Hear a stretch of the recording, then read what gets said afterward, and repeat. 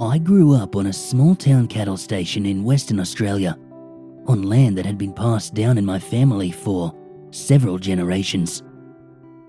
It can be brutal out here, with hot, dry summers that threaten to suck every last drop of moisture from you, and cold, unforgiving winters that trap everything outdoors in a deathly freeze. Despite all that, my family worked hard to make sure our needs were always met and that the crops survived. Mum and Dad were two of the most hard-working people I've ever known, and they were strict to keep the work going.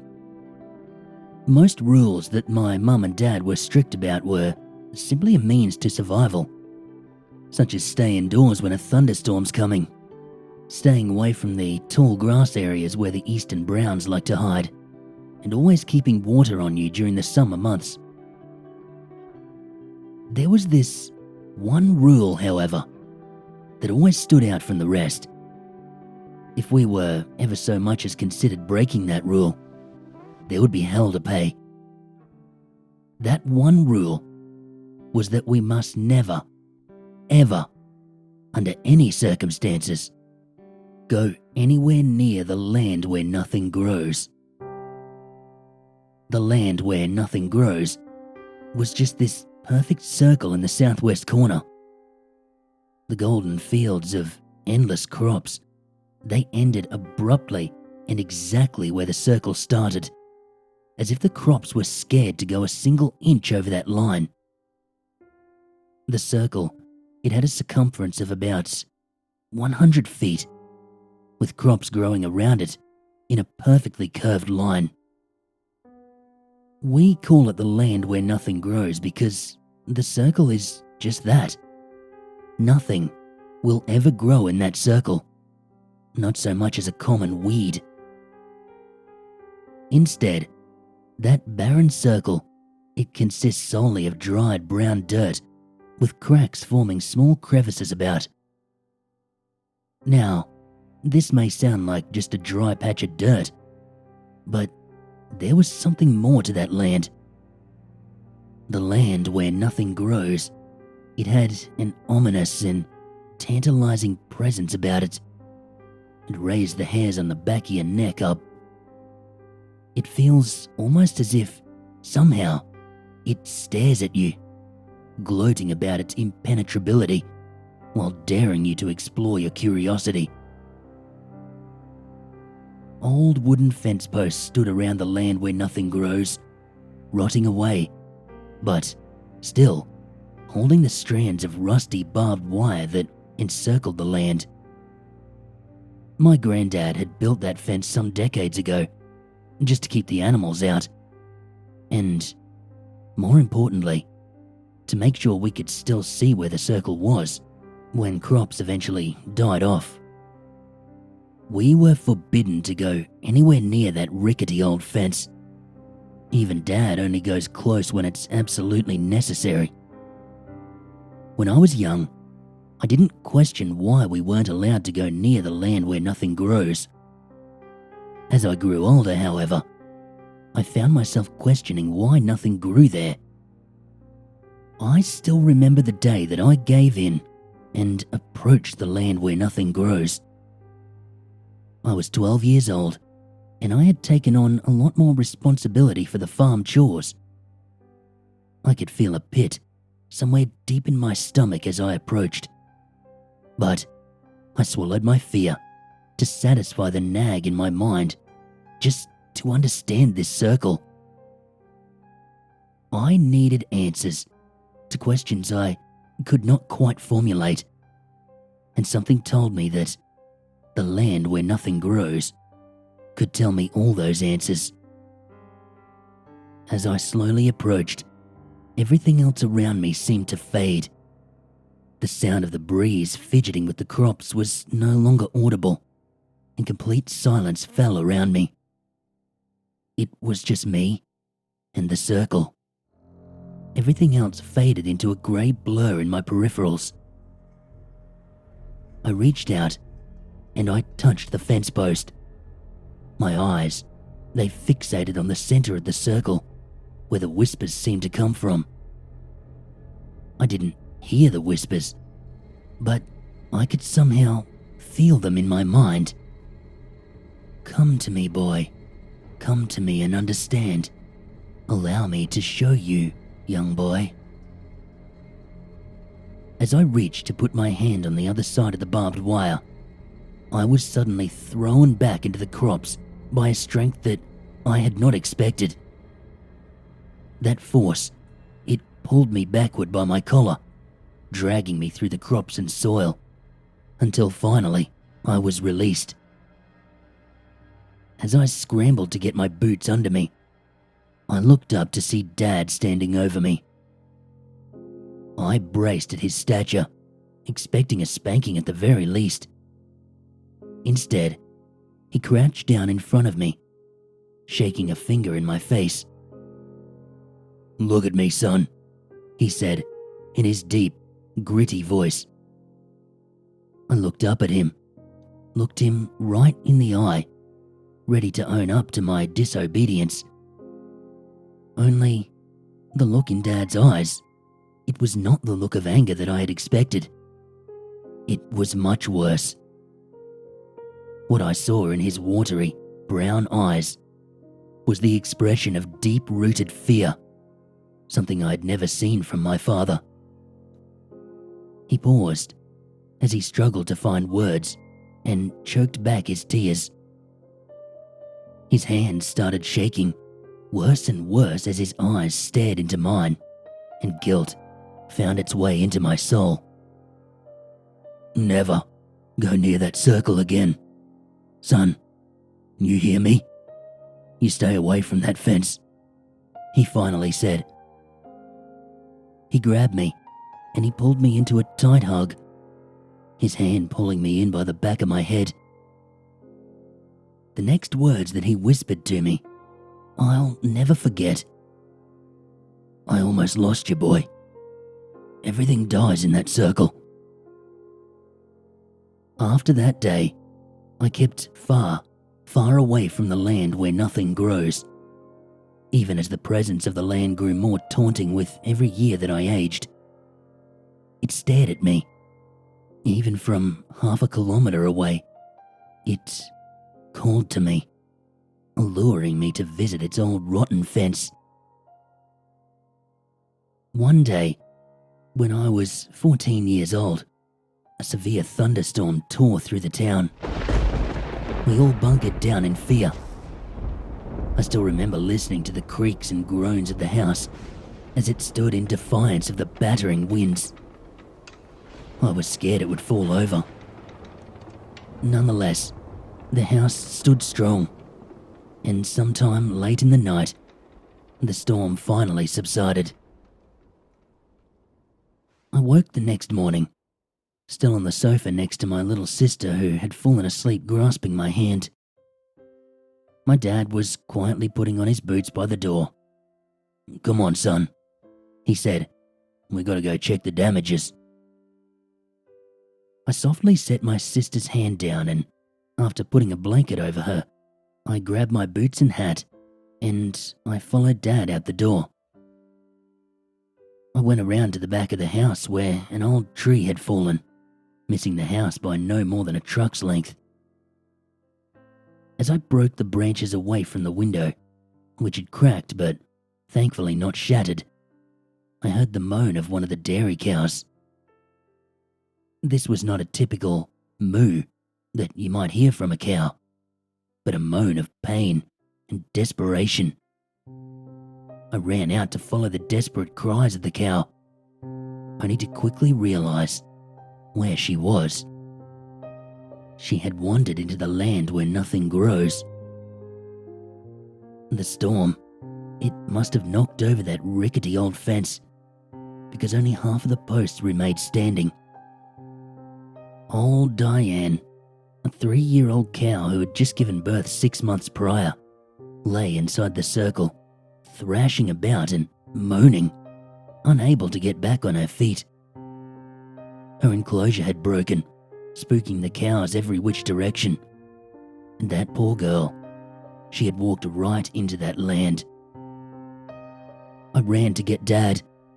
I dared not go after Diane, but I knew that Dad would know what to do. I ran out to the barn where he was already at work patching a hole. As I told him what had happened, I saw sorrow come over his face and a wrinkle creased in his brow. We hopped in the old pickup and quickly drove out to the land where nothing grows. When we got there, Diane's condition had grown horrifyingly worse.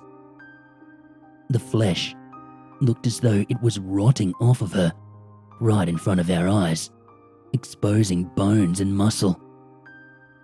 Her eyes had glazed and blackened as she still gave feeble but excruciating moans for help. Dad wasted no time as he jumped from the truck with his hunting rifle in hand. He took one knee and quickly found his aim.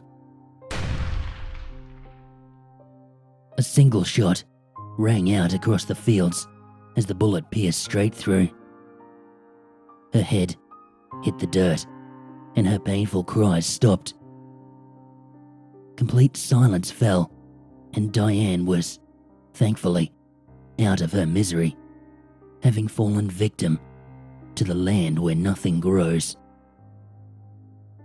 You see, everything dies in the land where nothing grows. Without saying a word, my dad got right back in the rusty red farm truck and we drove straight to the shed to collect new fence posts and barbed wire. That fence wasn't about to rebuild itself after all. By the time we got back to the land where nothing grows, Diane's body was gone. Completely gone. Is that what happens when something goes in there? I asked Dad. I've only seen it a few times myself, Dad said, with a stern face. It's different every time, but it's always painful. Only thing that's sure is everything dies in the land where nothing grows. I grabbed one of the wooden-handled shovels, ready to start digging holes for the new posts. But Dad grabbed the shovel from my hands before I could take a step. Get the hell out of here, son. This is my job, Dad said, with his cigarette hanging from the corner of his lips. I objected, but one stern look shut me right up, and I set off to make sure the rest of the cows were gathered. I did watch him from a distance though, as he built a new fence several feet back from the old one. Every move looked painful.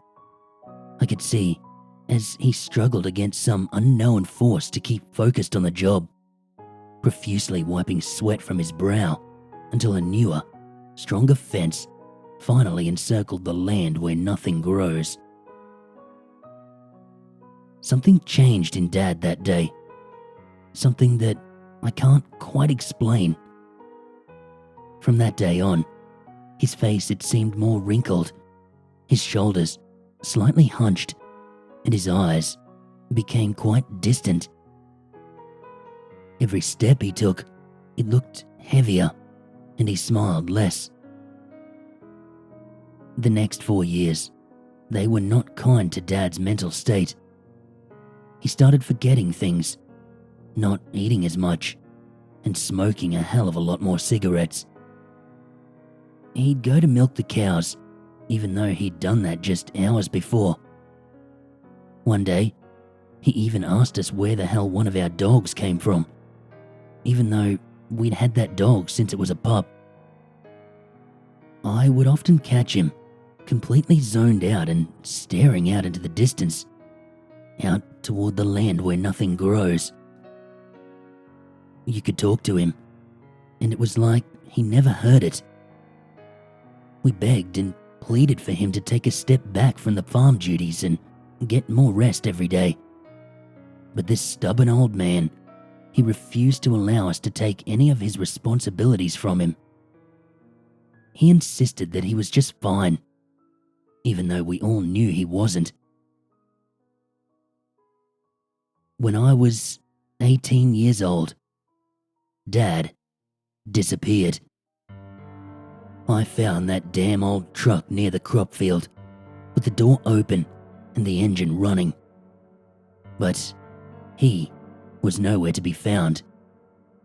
We searched all day, worried that he'd had an accident or medical emergency, but the search was for nothing. Finally, just as the sunset cast its brilliant orange across the fields, illuminating the golden wheat, I noticed his boot prints walking away from the truck. Those prints led straight into the land where nothing grows. Everything dies in the land where nothing grows.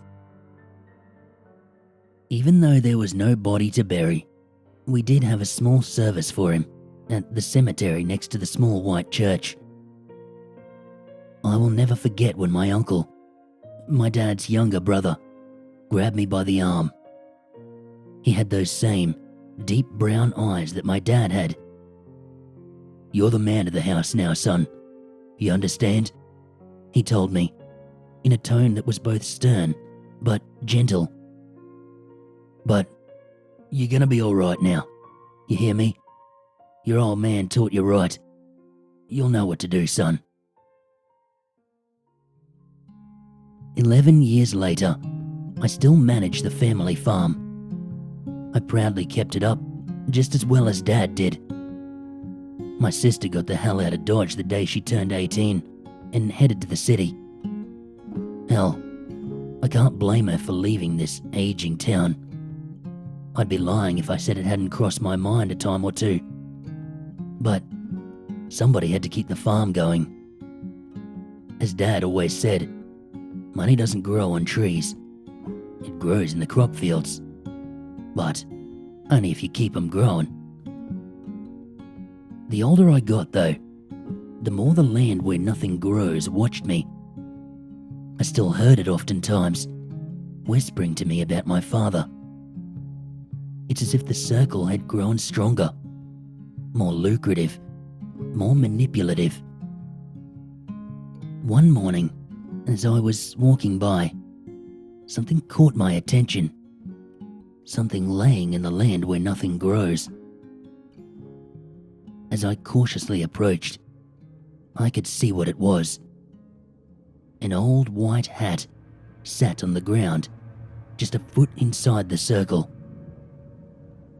I felt my stomach turn, and my heart skipped a beat, just to pound back seconds later. I know that battered and stained hat anywhere.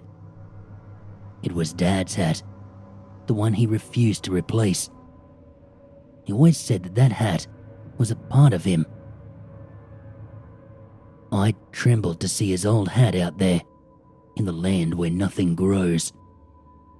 I knew I shouldn't, but I had to go and get that hat.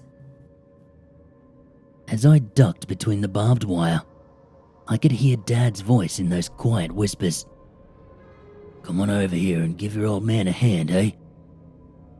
I got to the edge of the circle as the silence fell and my peripherals blurred. "You make me proud, son."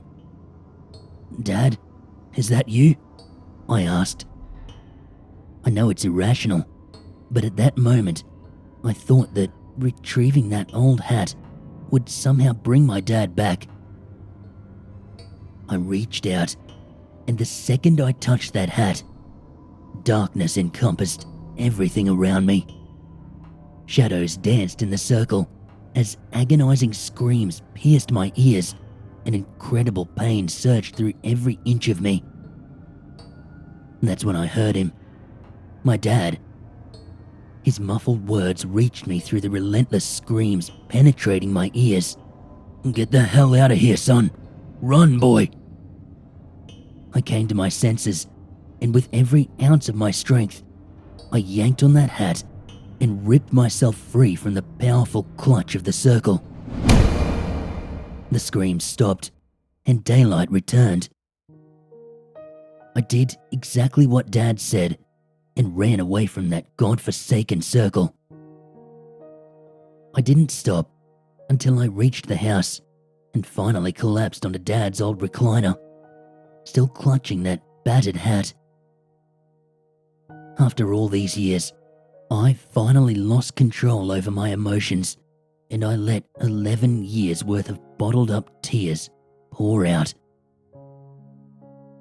After what seemed like hours, I finally pulled myself up the stairs to take a shower.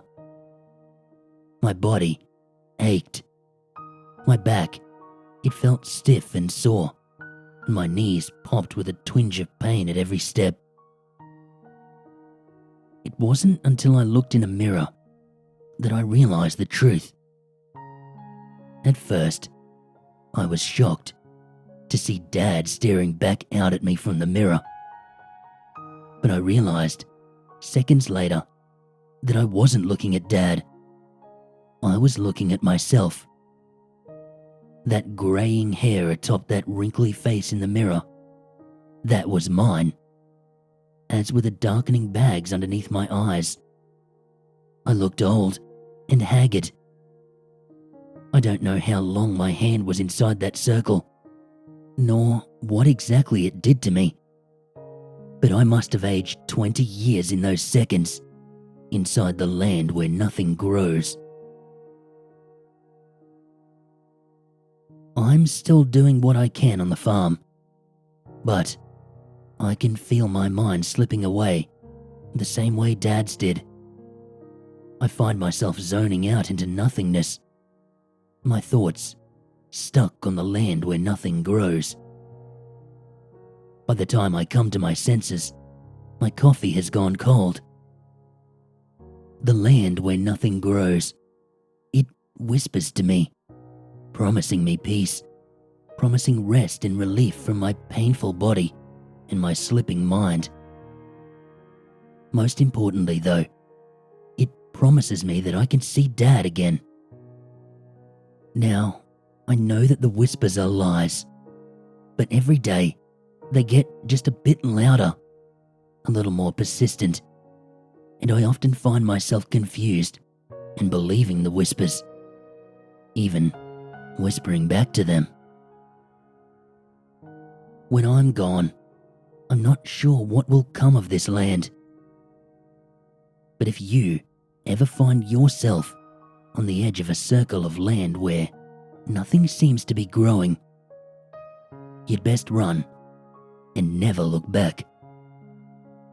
You see, everything dies in the land where nothing grows.